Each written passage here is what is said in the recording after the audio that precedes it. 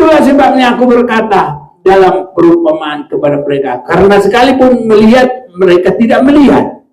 Nah ini, makanya ada melihat tanpa memperhatikan, tapi ada melihat dengan sungguh-sungguh memperhatikan.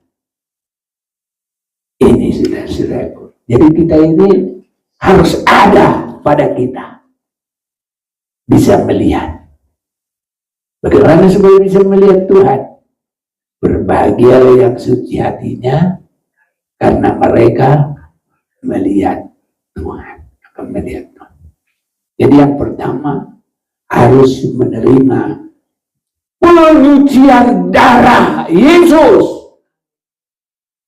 Kalau ini belum ada dalam hidup orang Kristen, dia akan jadi Kristen melihat tapi tidak melihat. Itu kata firman Tuhan.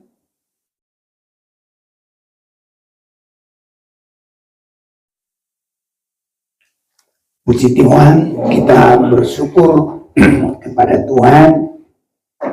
Oleh kemurahan Tuhan, Tuhan memberi kesempatan bagi kita kembali beribadah, belajar memperhatikan firman Tuhan.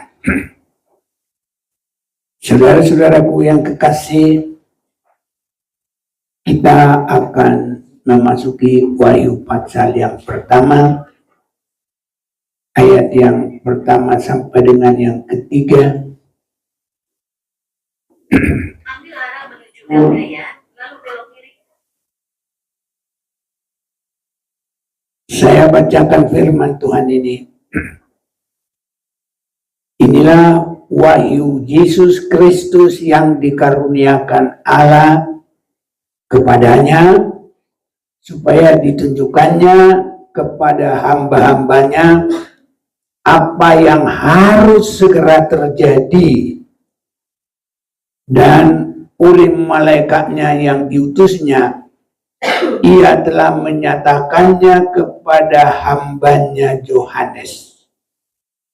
Yohanes telah bersaksi tentang firman Allah dan tentang kesaksian yang diberikan oleh Yesus Kristus, yaitu segala sesuatu yang telah dilihatnya. Berbahagialah ia yang membacakan dan mereka yang mendengarkan kata-kata nubuat ini dan yang menuruti apa yang ada tertulis di dalamnya, sebab waktunya sudah dekat. Saudara-saudaraku, dalam kitab Wahyu ini ditulis sebab waktunya sudah dekat. Jadi kita harus benar-benar fokus memperhatikan kitab Wahyu dengan sungguh-sungguh kehendak Tuhan, karena waktunya sudah dekat. Jadi tidak jauh-jauh lagi. Dan kalau dekat itu boleh kita perhatikan, pertama dari awal masih jauh, kedua nanti pertengahan, dan kalau sudah dekat itu tinggal sedikit, saudaraku. Dan memang di dalam arahan kitab Wahyu ini, waktu dunia ini sudah dekat. Itu sebabnya iblis memberi pengertian kepada banyak orang, justru melawan kehendak Tuhan. Di dalam hati manusia iblis bekerja. Bahkan banyak orang juga yang tidak mengerti, berkata, jangan baca kitab Wahyu. Nah, dengan bahasanya masing-masing, Kalau orang Batak, bibilo kono, rintik kono. Bagaimana bisa gila baca firman Tuhan? Tidak bisa. Bagaimana bisa jadi miring otak? Justru firman Tuhan itu kuasa Allah menyempurnakan, membebaskan, menyembuhkan, menolong. Ini saudaraku, itu sebabnya banyak orang kalau 65 buku dibaca, tapi yang ke-66 ini tidak suka. Tapi Yesus menerangkan, berbahagialah yang membacakan dan mereka yang mendengarkan kata-kata nubuat ini, dan yang menuruti apa yang ada tertulis di dalamnya, sebab waktunya sudah dekat. Kenapa harus Tuhan katakan ini? Karena di sini rahasia sebagai untuk, ibarat kalau main bola itu ini tinggal menendang masuk gol, masuk sasaran, masuk tujuan. Apa sebenarnya hidup kekal itu? Wahyu ini membuka untuk itu. Itu sebabnya wahyu ini bisa menunjukkan supaya mata melihat, supaya mata memperhatikan.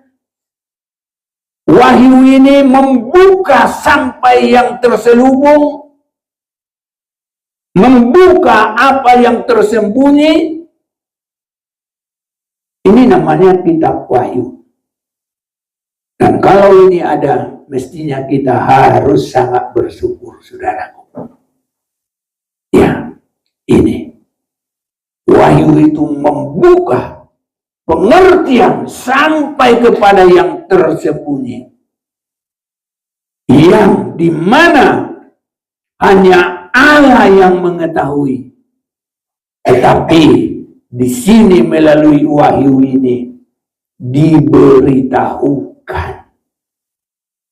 Ini pemberitahuan ini itu berjenjang dan tidak asal begitu saja. Itu sebabnya kita boleh perhatikan. Inilah wahyu Yesus Kristus yang dikaruniakan Allah kepadanya. Jadi ada Allah yang mengaruniakan, dan wahyu ini adalah milik Yesus. Karena disebut inilah wahyu Yesus Kristus yang dikaruniakan Allah kepadanya. Ya, ini saudara-saudaraku.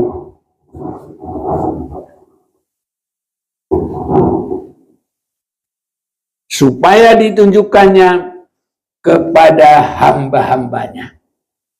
Ini yang ketiga. Jadi yang pertama tadi karunia Allah kepada Yesus, jadi wahyu milik Yesus, baru diberitahukan kepada hamba-hambanya apa yang harus segera terjadi.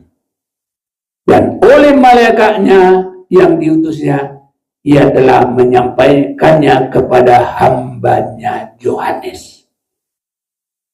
Jadi saudara-saudaraku, dari Allah kepada Yesus, Yesus kepada hamba-hambanya, dan hamba-hambanya kepada khususnya ketujuh jemaat yang mewakili seluruh dunia. Ya, ini saudaraku. Jadi tidak asal gitu saja, tidak. Ada bertahap. Kenapa Allah tidak langsung kepada rasul-rasul? Ini ada jenjangnya. Menerima dari Allah itu harus ada satu kriteria hidup. Gak asal-asal saudaraku. Sebabnya kalau kita berdoa, kalau kita tidak layak untuk menerima, nanti Tuhan akan berkata, bukan tanganku yang kurang panjang. Ya, itu Tuhan katakan. Tapi bagaimana kehidupan manusia itu? Kalau Allah itu sangat baik. Ini saudara-saudara yang kasih. Itu sebabnya yang layak menerima wahyu itu, yang langsung dari Allah, hanya Yesus Kristus. Iya. Disinilah sebabnya apa yang kita lihat, karena penglihatan wahyu, melihat, ya itu tingkatannya, melihat, penglihatan, wahyu, itu semua mengungkap. Kita sudah mendengar dan disinggung juga di sini bahwa Yohanes sudah menyaksikan firman. Wahyu 1 ayat 2, Yohanes telah bersaksi tentang firman Allah dan tentang kesaksian yang diberikan oleh Yesus Kristus. Mana yang disaksikan? Itulah Injil Yohanes, pasal yang pertama sampai 21. Pasal yang pertama, pada mulanya adalah firman. Firman itu bersama-sama dengan Allah. Dan firman itu adalah Allah. Dan pekerjaannya semua diberitakan oleh Yohanes. Itu sebabnya kepada Yohanes, dan dia menuliskan, firman itu telah menjadi manusia. Ini. Tapi kalau dalam Injil Matius, tidak langsung begitu. Firman itu menjadi manusia melalui perantaraan perempuan yang melahirkan. Nah, beda lagi. Jadi Injil sinopsis yang disebut 3 Injil, Matius, Markus, Lukas, itu melalui perantara perempuan yang melahirkan. Tetapi Injil Yohanes adalah khusus memberitakan secara langsung. Tidak ada disebut dilahirkan. Tapi Yohanes 1 ayat yang ke-14, firman itu telah menjadi manusia. Dan kenapa ini harus disampaikan dulu kepada Yesus, baru Yesus nanti kepada Yohanes, dan Yohanes kepada manusia? Itu menunggu waktu-waktu seseorang layak menerima. Ini saudara-saudaraku, menunggu seseorang layak menerima, menunggu seseorang layak untuk diperlihatkan kepadanya. Jadi wahyu ini tidak langsung bisa dilihat oleh dunia. Ya, tidak bisa langsung dilihat oleh dunia. Jadi harus dulu ada Yesus yang menerima dari Allah. Itu sebabnya inilah wahyu Yesus Kristus yang dikaruniakan Allah kepadanya. Jadi tidak langsung kepada rasul, tidak langsung kepada orang banyak. Tidak, semua ada urutannya. Mengapa demikian? Karena orang yang menerima itu seperti kita sudah sering membaca, bagi seorang yang memiliki, kepadanya diberi. Tapi bagi orang yang tidak memiliki, apa yang ada padanya justru diambil. Injil Matius pasal yang keberapa kita baca 11, 13 ayat yang ke-13 juga. 12 dulu ya. Coba dulu siapa yang bantu langsung biar cepat.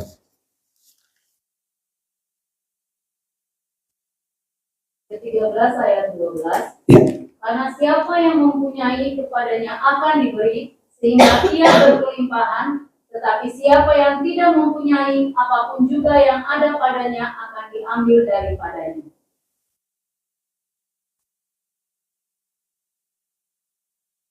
Lagi. Itulah sebabnya aku berkata-kata dalam perumpamaan kepada mereka, karena sekalipun melihat, mereka tidak melihat, dan sekalipun mendengar, mereka tidak mendengar dan tidak mengerti. Ya, melihat juga punya rentetan, punya tingkatan. Bahasa Inggris melihat hanya sekedar apa itu? See. Apalagi habis itu melihat dengan memperhatikan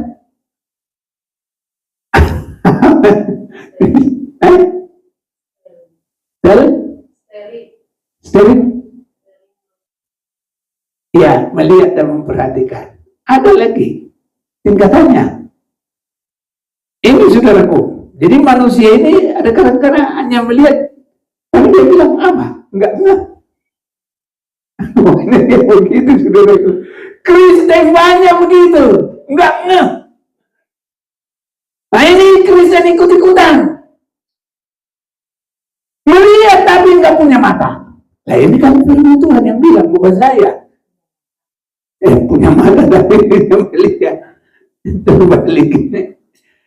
Sekalipun melihat, mereka melihat tapi tidak melihat. Nah, sekalipun melihat, mereka tidak melihat. Loh, ini firman Tuhan luar biasa ini. Itulah sebabnya aku berkata dalam perumpamaan kepada mereka, karena sekalipun melihat, mereka tidak melihat. Nah ini, makanya ada melihat tanpa memperhatikan, tapi ada melihat dengan sungguh-sungguh memperhatikan. Ini saudara-saudaraku. Jadi kita ini harus ada pada kita. Bisa melihat. Bagaimana supaya bisa melihat Tuhan? Berbahagialah yang suci hatinya, karena mereka melihat Tuhan. Akan melihat Tuhan. Jadi yang pertama, harus menerima penyucian darah Yesus. Kalau ini belum ada dalam hidup orang Kristen, dia akan jadi Kristen melihat tapi tidak melihat. Itu kata firman Tuhan.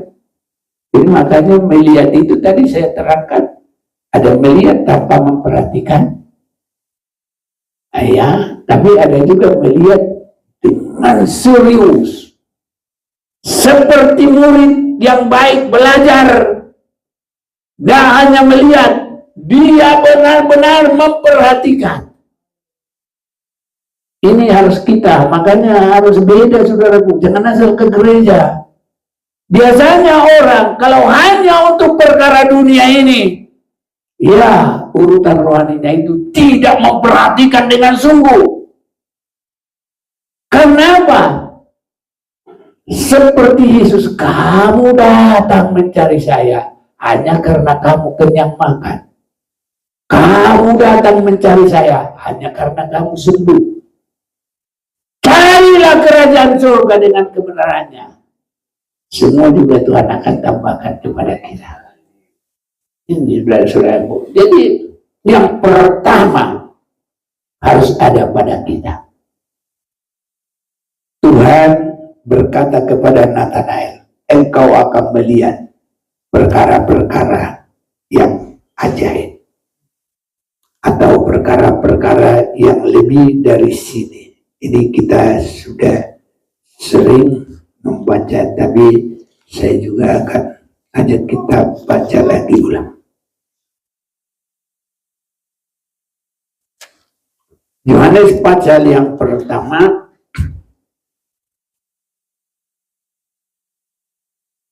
ayat 50. Yesus menjawab, katanya, karena aku berkata kepadamu, aku melihat engkau di bawah pohon ara, maka engkau percaya. Engkau akan melihat hal-hal yang lebih lebar, yang lebih besar daripada itu. Lalu kata Yesus kepadanya, aku berkata kepadamu, sesungguhnya engkau akan melihat langit terbuka dan malaikat-malaikat Allah turun naik kepada anak manusia. Jadi ini termasuk dibukakan. Kitab Wahyu itu artinya dibukakan. Jadi kitab Wahyu ini, kalau dengan otak dan hanya keinginan daging, tanpa masuk dalam penyerahan yang sungguh kepada kehendak Tuhan, tanpa masuk kepada kehidupan yang disucikan, mereka memang ini tidak mengerti. Firman biasa aja tidak mengerti, apalagi kitab Wahyu. Itu sebabnya, saudaraku, tidak layak semua memiliki ini. Makanya kita lihat bertahap. Inilah wahyu Yesus Kristus yang dikaruniakan Allah kepadanya. Memang ini sangat kuat, saudaraku. Ada persekutuan yang luar biasa. Allah ikut campur, Yesus anak ikut campur, Roh Kudus ikut campur, dan nanti disampaikan kepada hamba-hambanya. Baru hamba-hamba Tuhan untuk murid-murid Yesus menyampaikan kepada 7 sidang jemaat dan mewakili seluruh dunia. Ini saudara-saudaraku, apa ada di dalam Yesus? Luar biasa. Yang walaupun dia adalah Allah, tapi tidak menganggap kesetaraannya itu dengan Allah. Dia merendahkan diri. Dia menjadi manusia. Manusia yang bukan untuk minta dilayani, tapi dia melayani. Dan taat sampai mati. Saudara-saudaraku, harus kita lihat dulu ini di dalam Yesus, supaya kita nanti bisa mengerti. Karena wahyu ini gak sembarang diberi. Makanya Yesus dulu yang mendapatkan. Jadi Nathanael juga tidak langsung dapat melihat. Ini saya langsung berkata Nathanael karena kita sudah terus-terus itu mendengarkan dari awal. Nathanael itu adalah satu Yahudi asli, kata firman Tuhan, dan tidak ada kepalsuan. Haleluya. Ini jadi bagi kita, saudara-saudaraku, harus memulai dari pintu gerbang. Injil Yohanes, Injil Matius, Injil Markus.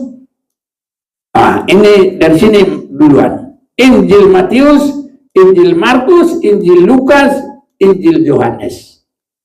Dan ini genggamnya ini adalah Allah Bapa, Allah Anak, Allah Roh Kudus. Jadi di sini kita memasuki ini adalah menerima korban Yesus Kristus, percaya kepada Yesus Kristus. Masuk untuk menerima darahnya, dikubur kehidupan lamanya. Dan dalam 2 Korintus 5 ayat 17 kita akan baca ayat 17. 2 Korintus 5 ayat 17. Ada yang batuk. Cepat. 2 Korintus 5 ayat 17. Jadi siapa yang ada di dalam Kristus, ia adalah ciptaan baru. Yang lama sudah berlalu, sesungguhnya yang baru sudah datang. Kalau Yesus berani meninggalkan kealahannya, kita harus meninggalkan hidup lama kita. Ini saudara-saudaraku. Jadi harga dari meninggalkan hidup lama itu, kita ditebus oleh pengorbanan Yesus. Itu saudaraku. Sehingga di dalam 2 Korintus 5 itu ayat yang ke-17 tadi kita sudah dengarkan. Yang lama sudah berlalu, yang baru sudah datang. Jadi siapa yang ada dalam Kristus ini menerima dan untuk tinggal di dalam Dia, Ia adalah ciptaan baru. Yang lama sudah berlalu, sesungguhnya yang baru sudah datang. Jadi kalau Yesus meninggalkan kealahannya untuk menebus kita, maka kita harus meninggalkan manusia lama kita. Siapa yang tidak benar-benar terjadi ini dalam dirinya, tidak bisa. Yesus saja datang untuk menderita, lah kita adalah untuk menjadi baru. Diselamatkan dalam Tuhan, tidak mau meninggalkan tabiat lama. Yang sombong tetap sombong, yang dengki tetap dengki, si parbada tetap si parbada, si parata manggap tetap parata manggap, segala macam lah semua. Ya, kasih parisan terus dan ngolong-motok.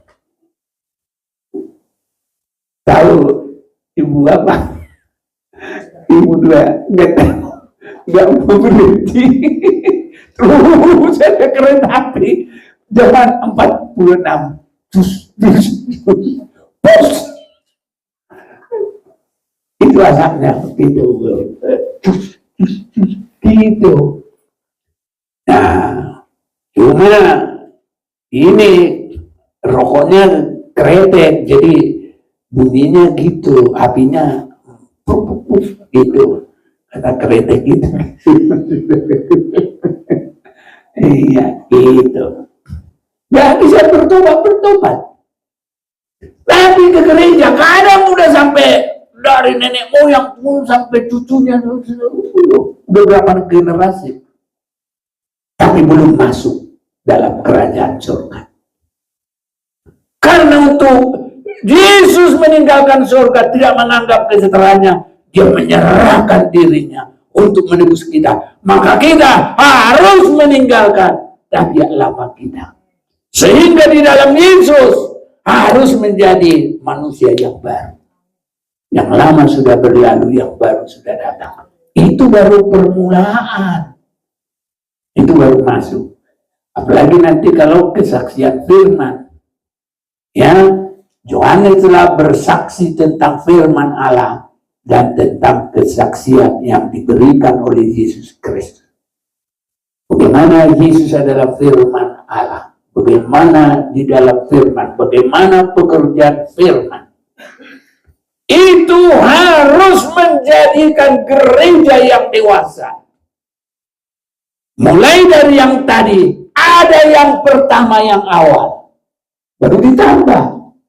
Kalau belum ada pertobatan yang baik, nanti banyak tafsir, banyak otak, pikiran manusia. Dan orang juga tidak akan bertobat mendengar, paling cuma ketawa, senang, sementara. Ya, tapi perlakuannya mementingkan perkara dunia, dikecam oleh Tuhan Yesus seperti ahli-ahli Taurat. Semua perkara dunia itu yang dijelajahi, dikerjain, sampai hanya, ya bukan aku yang ngomong loh, membuat tugu-tugu. Jangan itu yang diperhatikan. Yang sudah mati ngapain harus itu? Ya, rohnya ini yang mati ini nggak diperhatikan. Apa itu kalau itu dikecam sama Tuhan Yesus? Benar-benar bukan aku yang ngomong. Mari kita baca dulu Matius pasal 23. Coba baca dulu panjang lebar. Mulai dari 23, panjang deh. Tidak apa-apa.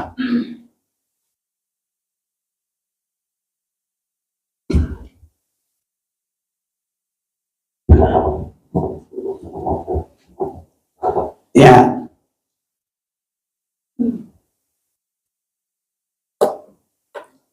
Apa? Matius 23 ayat 23. Ya. Celakalah kamu, hai ahli-ahli Taurat dan Ya. orang-orang Farisi, hai kamu orang-orang munafik. Jadi sudah kawakan ini secara keagamaan. Terus. Ahli. Hai kamu orang-orang munafik, sebab persepuluhan dari selasih, adas manis dan jintan kamu bayar, tetapi yang terpenting dalam hukum Taurat kamu abaikan, yaitu keadilan dan belas kasihan dan kesetiaan. Yang satu harus dilakukan dan yang lain jangan Jadi dilakukan. sudah akal-akalan. Hai kamu pemimpin-pemimpin buta, nyamuk kamu tapiskan dari dalam minumanmu, tetapi unta yang di dalamnya kamu telan. Iya. Sudah akunya yang besar. Dia aku. Dia enggak ada yang gitu. Untukmu enggak ada.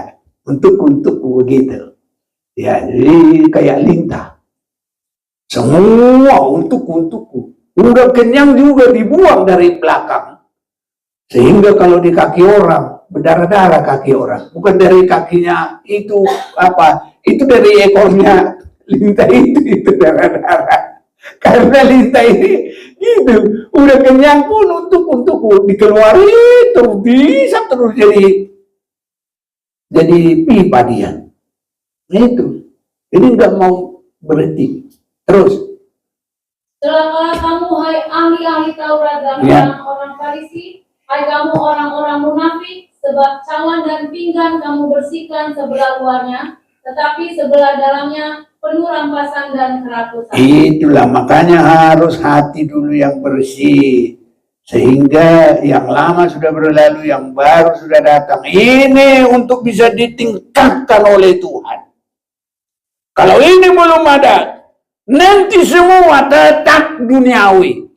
Agama pun tetap duniawi. Hoba juga ke situ arahnya. Nggak bisa membangkitkan orang ke surga. Sebab orang ke surga itu adalah kebenaran, kekudusan, dan kuasa Roh Kudus dan firman Tuhan. Selanjutnya. Hai orang Farisi yang buta, bersihkanlah dahulu sebelah dalam cawan itu, Ya. sebelah luarnya juga akan bersih. Amin. Celakalah kamu, hai ahli-ahli Taurat dan orang-orang Farisi, Ya. hai kamu orang-orang munafik, sebab kamu sama seperti kuburan yang dilabur putih, Ya. yang sebelah luarnya memang bersih tampaknya, tetapi yang sebelah dalamnya penuh. Ini udah mulai kuburan ini ya, terus ini 30 terus. Tetapi yang sebelah dalamnya penuh tulang belulang dan berbagai jenis kotoran. Ya. Demikian jugalah kamu, di sebelah luar kamu tampaknya benar di mata orang, tetapi di sebelah dalam kamu penuh kemunafikan dan kedurjanaan. Iya. Lanjut. Celakalah kamu, hai ahli-ahli Taurat dan orang-orang Farisi, hai kamu orang-orang munafik, sebab kamu membangun makam nabi-nabi dan memperindah tubuh orang-orang saleh. Iya, jadi jangan kuburan-kuburan yang kita pikiri. Apalagi kalau cuma kuburan manusia biasa. Ini orang-orang saleh aja, jangan bangun kubur-kuburannya. Bukan itu. Ulang dulu. Apa katanya? Celakalah kamu, hai ahli-ahli Taurat dan orang-orang Farisi, hai kamu orang-orang munafik, sebab kamu membangun makam nabi-nabi dan memperindah tubuh orang-orang saleh. Nah ini, orang-orang Dan saleh. berkata, jika kami hidup di zaman nenek moyang kita, tentulah kami tidak ikut dengan mereka dalam pembunuhan nabi-nabi itu. Iya. Ya cukuplah dulu. Ini saudara-saudaraku. Jadi Yesus itu dia berani merendahkan diri yang sedalam-dalamnya. Ya. Dan saudara-saudaraku, inilah yang mengalahkan iblis. Iblis menyombongkan diri. Dia membesarkan diri. Dia menyamakan diri dengan yang Maha Kuasa. Tapi Yesus, Ini besok ini hari Jumat ini, kita Jumat Agung ini. Kita memperingati ini. Yesus tidak menganggap kesetaraannya dengan Allah. Dia tinggalkan seluruh kealahan itu. Sampai surga dia tinggalkan. Dia mengambil rupa manusia. Dan di dalam keadaan manusia, dia tidak mengambil untuk dilayani.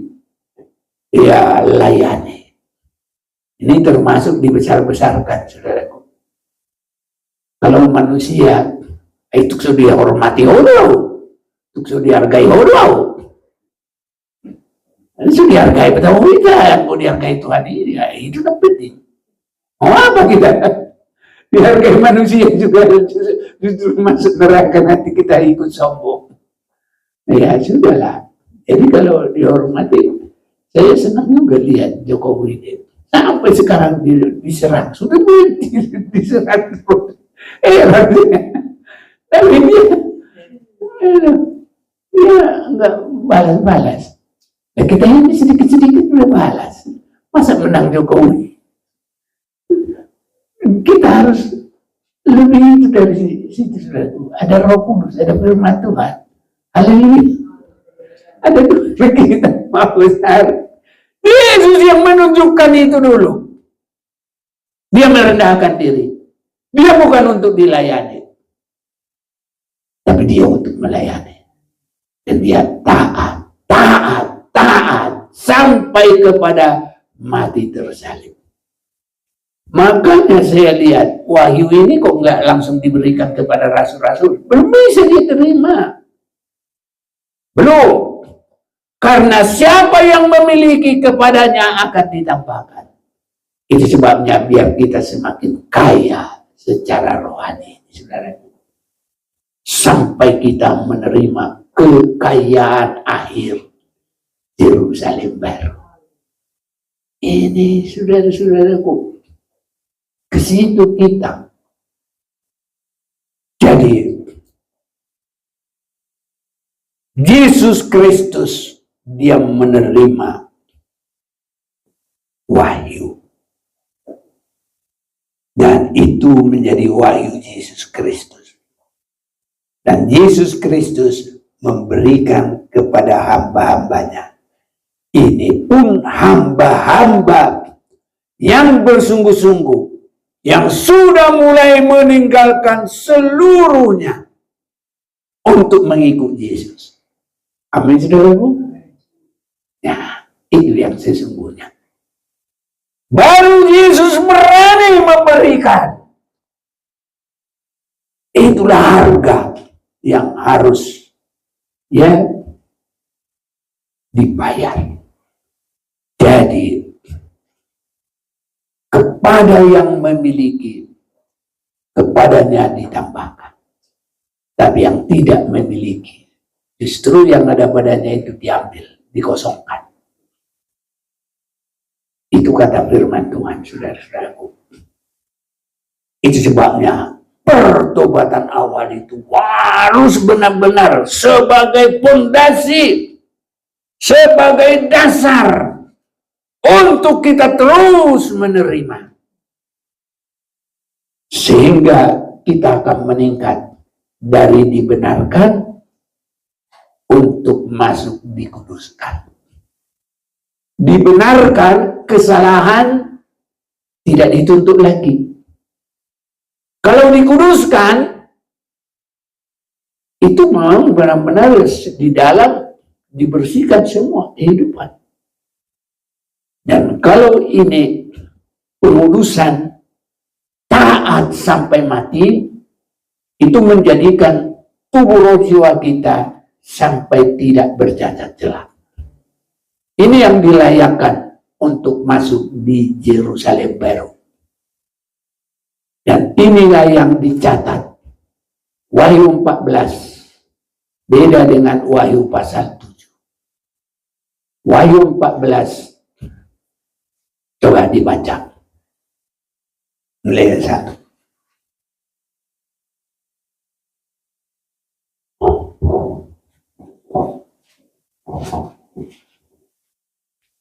Wahyu 14 ayat 1. Ya. Dan aku melihat sesungguhnya anak domba berdiri di bukit Sion dan Iya. bersama-sama dengan dia 144.000 orang dan di dahi mereka tertulis namanya dan nama bapaknya. Dan aku mendengar suatu suara dari langit bagaikan desau air bah dan bagaikan deru guru yang dahsyat, dan suara yang kudengar itu seperti bunyi pemain-pemain kecapi yang memetik kecapinya. Mereka menyanyikan suatu nyanyian baru di hadapan takhta dan di depan keempat makhluk dan tua-tua itu, dan tidak seorang pun yang dapat mempelajari nyanyian itu selain daripada 144.000 orang yang telah ditebus dari bumi itu. Mereka adalah orang-orang yang tidak mencemarkan dirinya dengan perempuan-perempuan, karena mereka murni sama seperti perawan. Mereka adalah orang-orang yang mengikuti anak domba itu kemana saja ia pergi. Mereka ditebus dari antara manusia sebagai korban-korban suluh bagi Allah dan bagi anak domba itu. Ya. Dan di dalam mulut mereka tidak terdapat dusta, mereka tidak bercela. Ya. Inilah hasil pengoreksian yang dimulai dari 7 jemaat itu. Dan hasilnya itu adalah 144.000. Dan kalau yang satu lagi, Wahyu pasal 7 adalah suku bangsa Israel. Coba lihat lagi ayat 9-nya.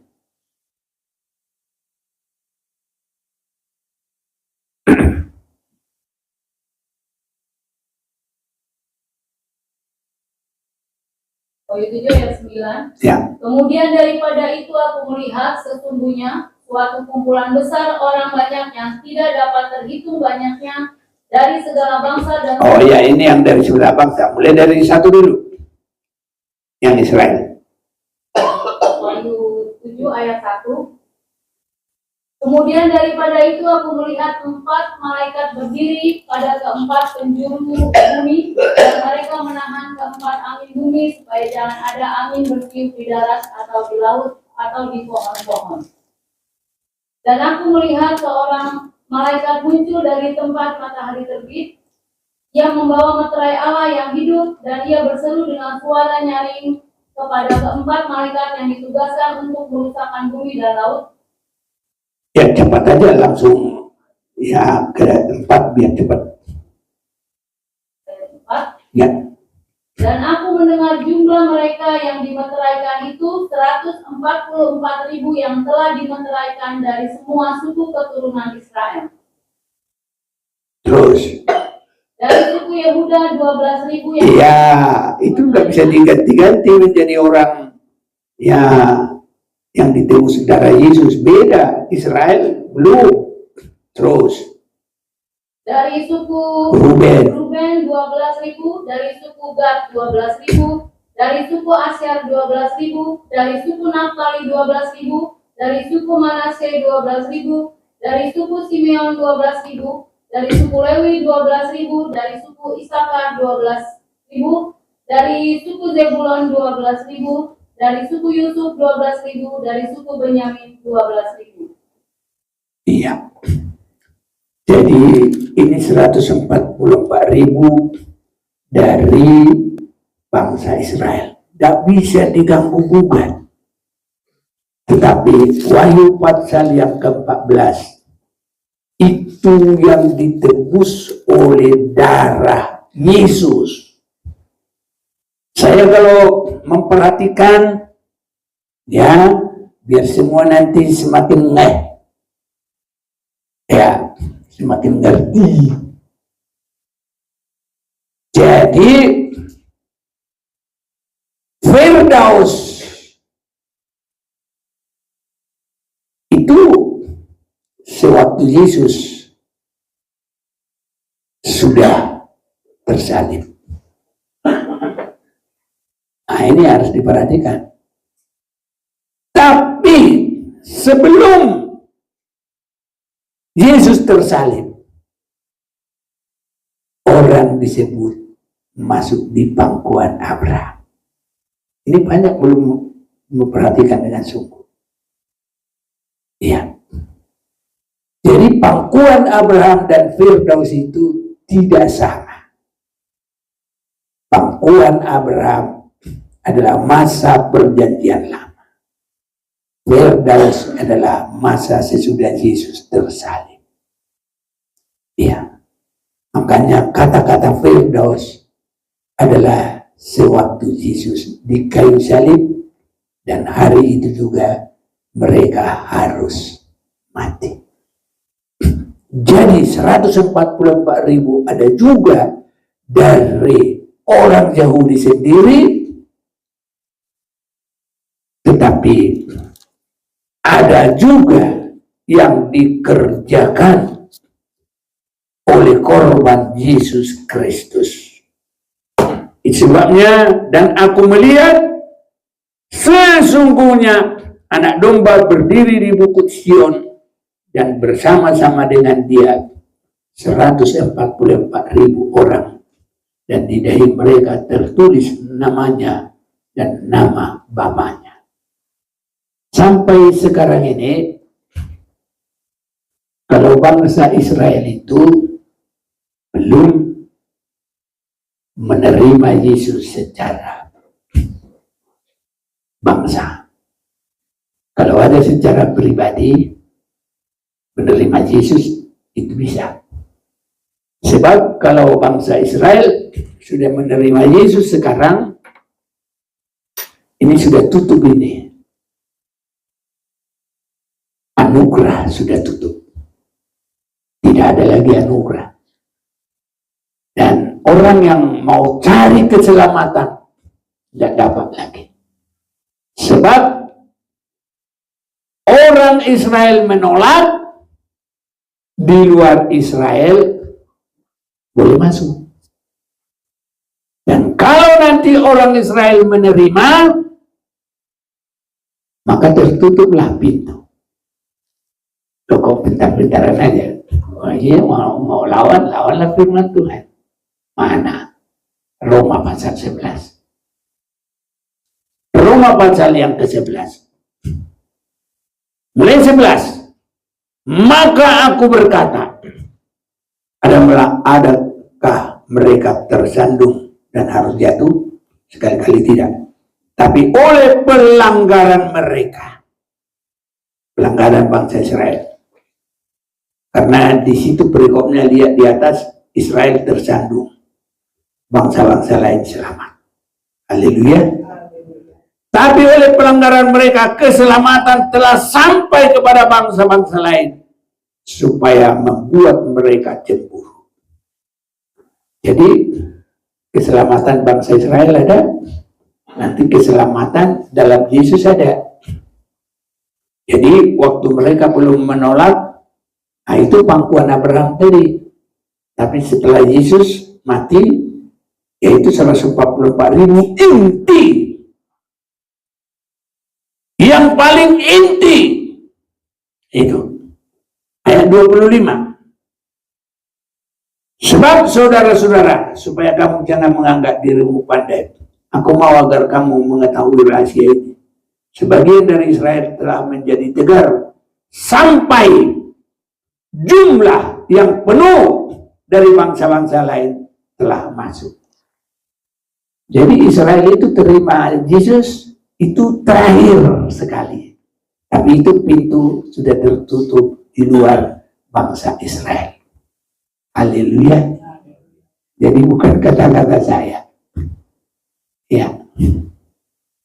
Mungkin saya nggak tahu ada yang belajar ini. Tadi saya belajar dari Alkitab. Dan tidak bisa dibantah. Ini saudara-saudaraku yang kasih. Bagaimana kita bisa menerima? Ya udah, hati kita harus terus kepada Tuhan. Komunikasi kepada Tuhan. Dan di situ rahasianya. Berbahagia yang suci hatinya. Mereka bisa melihat. Dan kalau kita sudah ada itu, terus akan bertambah-tambahkan. Sampai semua wahyu.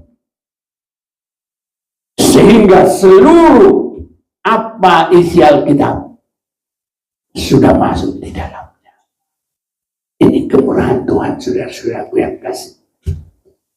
Itu sebabnya tadi kita sudah mendengarkan, mari saudara-saudaraku, semakin kita memiliki, ya, mulai dari penyucian darah Yesus sampai kita di dalam Yesus menjadi manusia baru, dan terus belajar kepada firman-Nya, tidak dibatasi umur, tapi harus sampai dewasa rohani, harus sampai tidak bercacat celah. Ini saudaraku, karena mata Tuhan itu masih ada waktu koreksi melihat jemaat. 7 jemaat itu satu-satu diperhatikan. Di mana ada kekurangan, di mana ada penyakit, ditunjuk. Kalau kamu tidak bertobat, ada hukuman. Kalau kamu tidak berubah, ada hukuman. Tapi kalau berubah, ada berkat. Kalau berubah, ada berkat. Itu 7 jemaat. Tapi kita kan belum sampai ke situ. Ini saudaraku, ini baru mengantar kita akan melihat kitab Wahyu itu. Jadi masih ada kaitan dengan yang lain yang kita sudah dengar hari-hari yang lalu. Ya, bagaimana Nathanael itu Yahudi asli, tidak ada kepalsuan, Tuhan tambahkan. Dan bagi kita, kalau kita sudah menerima penyucian darah Yesus, yang lama sudah berlalu, yang baru sudah datang, itu kekristenan anggota, bukan hanya di gereja. Anggota di gereja tidak menjamin masuk surga atau Yerusalem baru, tidak. Tapi kalau benar-benar lahir dari air dan roh, itu baru melihat, baru mulai mengawali, seperti Nikodemus yang berbicara dengan Yesus. Saudara-saudaraku, karena jamnya berjalan terus, nanti yang lain tidak pulang, kita biasa cuma 1 jam. Ya sudah tiba waktunya, Tuhan memberkati kita semuanya. Mari kita